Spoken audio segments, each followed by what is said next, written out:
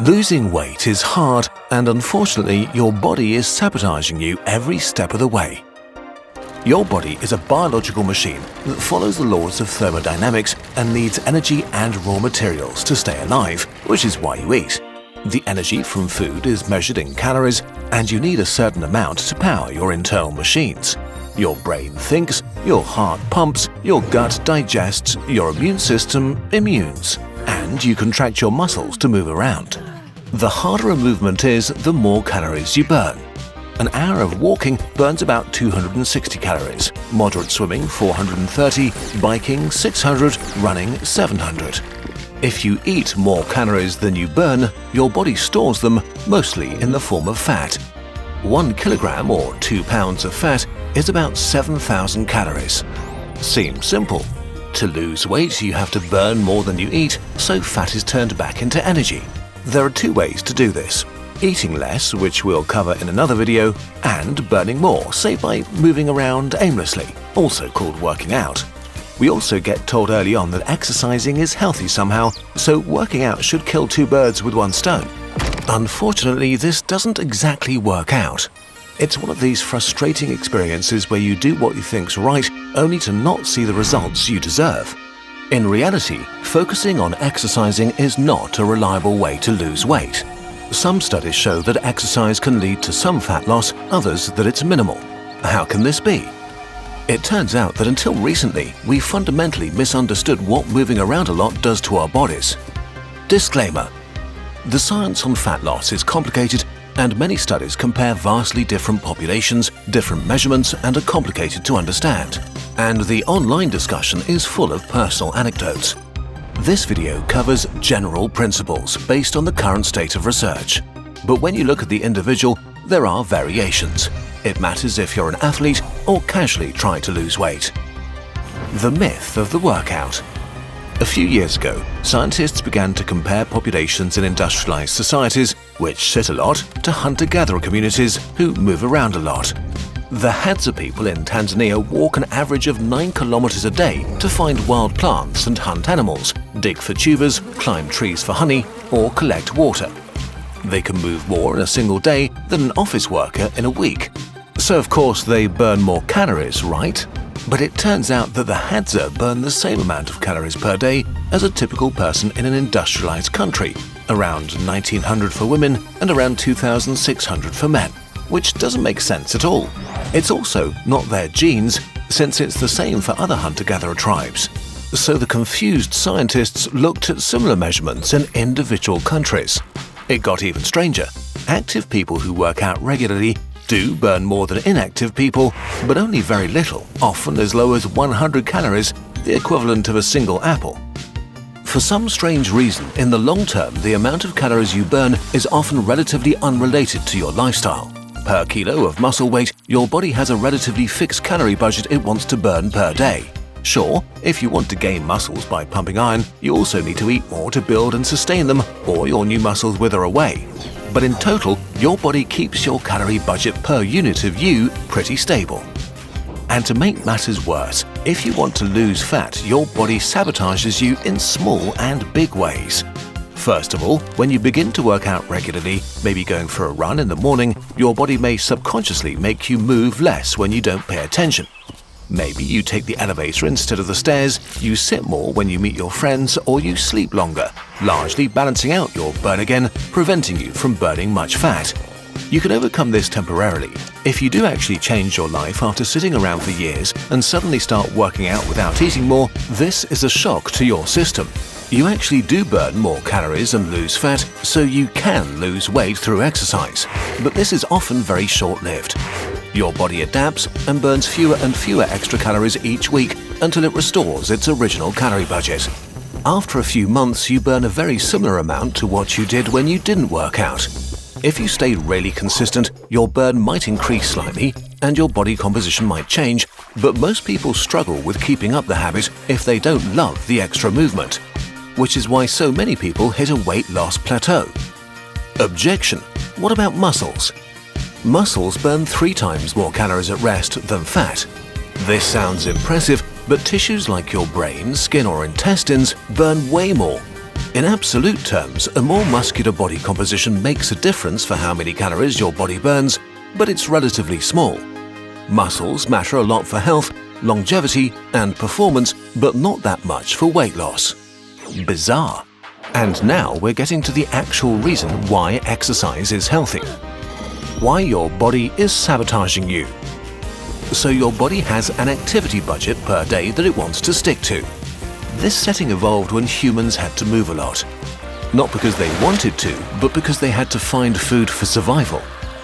But when food is abundant and exercise is voluntary, what does your body do with the energy that you're not using to move around?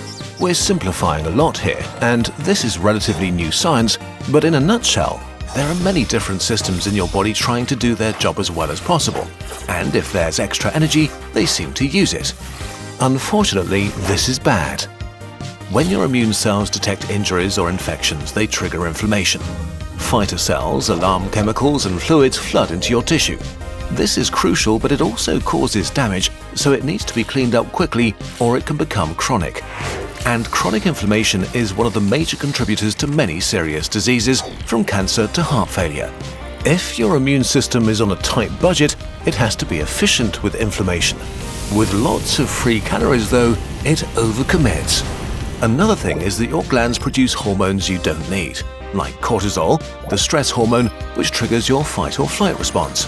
Crucial for survival, but if you have too much of it, you get, well, very stressed all the time. Chronic stress is a major cause for a bouquet of health issues, including your mental state. For our ancestors who moved a lot and had to deal with sudden bursts of activity, fleeing from a lion, attacking that bison, this cortisol was crucial. But if you live a modern, sedentary lifestyle, your body is ready for action that doesn't happen, hurting itself in the process. Your body evolved to move regularly and is fine-tuned to a certain base level of activity. If this activity is missing, it still uses almost the identical amount of energy just on stupid stuff. This is why you burn a similar amount of calories whether you work out or not. A lot of the energy you spend working out is energy you don't spend on other physical activities and body processes. Working out is not a magic bullet, but it seems to restore an internal physical balance that seriously affects your body. And this is also why regular exercise is so incredibly healthy. The evidence is incredibly clear here. It reduces chronic inflammation and stress, it's good for your heart, may ease depression, and makes you live longer and better. Why humans are so hungry. When your ancestors evolved, they had to work hard for calories. Sometimes it would be easy and they could afford to chill out quite a bit. But in hard times, they had to move quite a bit to feed themselves, walk longer to find prey, or dig longer to find tubers. If extra movement burned more calories, this would lead to a spiral of starvation. The less food you find, the more energy you need to find food, which doesn't even fill you up because you moved more. It's like taking on more debt when you're in the red. It works for a while, but then you go bankrupt and die. So, for your ancestors, being able to move a lot without burning extra calories was a matter of life and death. Okay, but this means the obesity epidemic of the modern world is not primarily caused by laziness, but by overeating. Humans evolved to be mad for calories because of our extremely hungry brains and our extremely useless kids. Kids are cute, but unlike other species, human kids have to be fed and cared for by adults for years before they become even remotely useful.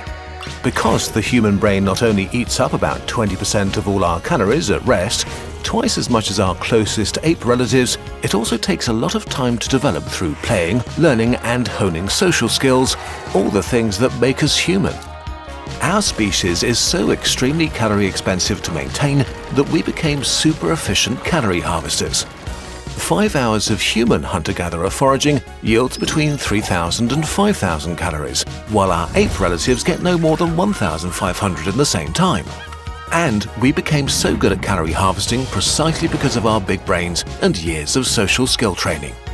In a typical ancestral tribe, some members would spend the day searching for plants, others hunting or gathering honey, others nurturing kids. And at the end of the day, we'd share the calories so that no one would end up hungry. Being frenetic calorie harvesters seems to be deeply part of what makes us human. It's not a bug, but a feature. But today it seems as if that feature has turned on us. We can't stop overproducing food and overeating. If you want to lose fat, reducing calories is the biggest part of the answer. We'll cover diet in the next part. So to conclude, you'll probably not lose nearly as much fat by working out as you hoped, but you will do something more important: give your body balance and make you more resilient, and prevent or delay many of the diseases that will make your life miserable, so you can enjoy a higher quality of life for much longer. But physical fitness is only half the equation. To make the most of your long, healthy life, you also need a fit, active mind, one trained to navigate our fascinating world and agile enough to solve any problem, which is where our friends at Brilliant come in. Brilliant will make you a better thinker and problem solver, with thousands of hands-on, bite-sized lessons on just about anything you may be curious about, from AI and physics to maths, data analysis and beyond. On Brilliant, you'll learn through discovery by trying things yourself, and you'll not only gain knowledge of key concepts, but learn to apply them to real-world situations, all while transforming your mind into a lean, mean thinking machine. We've also partnered with Brilliant to create a series of lessons to take your scientific knowledge to the next level. These lessons let you further explore the topics in our most popular videos, from rabies and mammalian metabolism to climate science and supernovae. I've told you my fair share of science stories over the years, and I still learned something new there. It's like a one-on-one version of a Kurzgesagt video. And you can get started whenever, wherever, right from whatever device you'd like. Brilliant is the perfect tool for building a lifelong learning habit, one of the best ways to spend your lifetime if you ask us. To get hands-on with Kurzgesagt lessons and explore everything Brilliant has to offer for free for a full 30 days, visit brilliant.org/nutshell or click on the link in the description. You'll also get 20% off an annual premium subscription. Our latest journal just dropped on the shop. Get ready to be inspired. It's our mission here at Kurzgesagt to constantly discover new, exciting science and to present it to you in our videos. That's actually hard work, but we're not alone.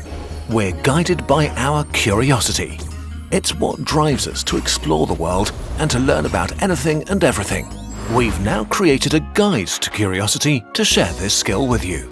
Join us across 160 thrilling interactive pages that will draw you away from your phone and into the world. Become aware of the countless wonders and secrets hiding in plain sight and learn skills that will change how you view the world forever. Head to the shop now and join the curiosity movement. We've also prepared some amazing deals for you.